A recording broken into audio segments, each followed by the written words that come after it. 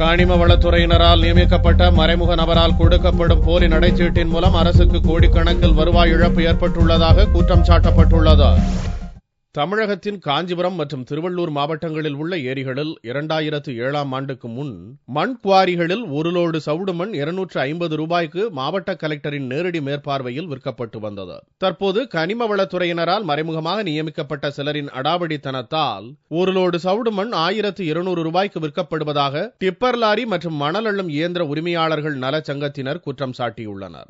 அரசுக்கு ஒரு லோடு மண்ணிற்கு 90 ரூபாய் மட்டுமே கட்டப்பட்டு வருகிறது. மீதமுள்ள தொகை மறைமுகமாக நியமிக்கப்பட்ட தனியார் வசம் செல்வதால் அரசுக்கு வருவாய் இழப்பு ஏற்படுவதோடு மட்டுமல்லாமல் பொதுமக்கள் அதிக பணம் கொடுத்து மணல் வாங்கும் நிலை ஏற்படுவதாக இச்சங்கத்தின் தலைவர் ரமேஷ் கூறினார்.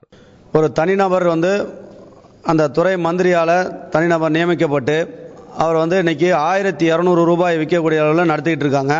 போலி நடைச்சீட்டுகளும் தயார் செய்து இது அரசாங்கத்துக்கு வருவாய் இழப்பீட்டை ஏற்படுத்திட்டு இருக்காங்க.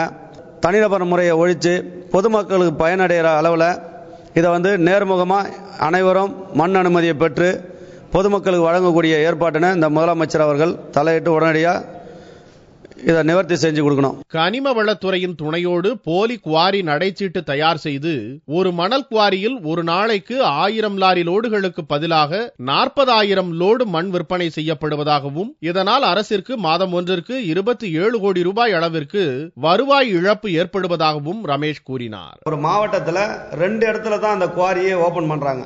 ஒரு குவாரியில போய் ஒரு 1000 லாரி நிக்குதுன்னா அதை நிறுத்தி வச்சு ஒரு நாளைக்கு ஒரு லோடு தான் போய் மக்களை போய் சேரக்கூடிய அளவுக்கு டிமாண்ட் பண்றாங்க. அதே மாதிரி இந்த ரெவன்யூ பாத்தீங்கன்னா 2007க்கு முன்னாடி பல குவாரிகள் ஓடும் போது கிடைச்சிக்கிட்டு இருந்த அந்த ரெவன்யூ பாத்தீங்கன்னா அதிகம் இன்னைக்கு இருக்கிற அந்த அரசாங்கத்தோட கனிம வளத்துறையில் இருக்கிற ரெவன்யூ கம்பேர் பண்ணி பாத்தீங்கன்னா மிகப்பெரிய நஷ்டம் ஏற்பட்டிருக்கு. அரசாங்கத்துக்கு பாத்தீங்கன்னா வெறும் 1000 லோடுக்கு மட்டும் அனுமதி வாங்குறாங்க. 40,000 லோடு ஒரு இடத்துல எடுக்கிறாங்க. அதோட விலையை எந்த அளவுக்கு அதுல ஊழல் பண்றாங்க, எவ்வளவு கொள்ளை அடிக்கிறாங்க. இப்பிரச்சனையை அரசுக்கு கொண்டு சேர்க்கும் வகையிலும் பொதுமக்களுக்கு தெரியப்படுத்தும் வகையிலும் டிசம்பர் 20ஆம் தேதி உண்ணாவிரதம் இருக்கப் போவதாக ரமேஷ் கூறினார்.